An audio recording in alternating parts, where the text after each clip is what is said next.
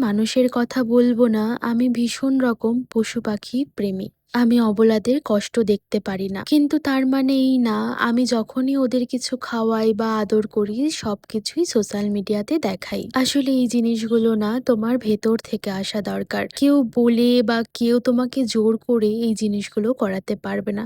সেটা হয়তো তুমি ১ দিন ২ দিন করবে। আমি আমার জীবনে বেশ কিছু জিনিস শিখেছি। যেমন একাগ্রতা, মনকে একটি লক্ষ্য বা কাজে সম্পূর্ণভাবে নিবদ্ধ রাখার ক্ষমতা, আত্ম উপলব্ধি, নিজের ভেতরকে জানা, নিজের শক্তি, দুর্বলতা ও আসল পরিচয়কে উপলব্ধি করা, আত্মসম্মান, নিজেকে সম্মান করার মানসিকতা যা কখনো অহংকার নয়, আত্মবিশ্বাস, নিজের ক্ষমতার উপর বিশ্বাস রাখা, ধৈর্য, সময়কে সময় দেওয়ার শক্তি, সবকিছু সঙ্গে সঙ্গে না চাওয়া, সংযম, আবেগ, রাগ, কথা বা ইচ্ছাকে নিয়ন্ত্রণ করার ক্ষমতা, সহমর্মিতা, অন্যের কষ্টকে অনুভব করা এবং পাশে দাঁড়ানোর মানসিকতা, কৃতজ্ঞতা, যা আছে তার জন্য আন্তরিকভাবে ধন্যবাদ জানাতে পারা, ক্ষমাশীলতা, ভুলে যাওয়া নয় কিন্তু রাগের বোঝা নামিয়ে রাখা, বিবেক, ভালো মন্দের পার্থক্য বোঝার অন্তরের কণ্ঠস্বর, প্রজ্ঞা, শুধু জ্ঞান নয় সেই জ্ঞানকে সঠিক সময়ে সঠিকভাবে ব্যবহার করার ক্ষমতা, নম্রতা,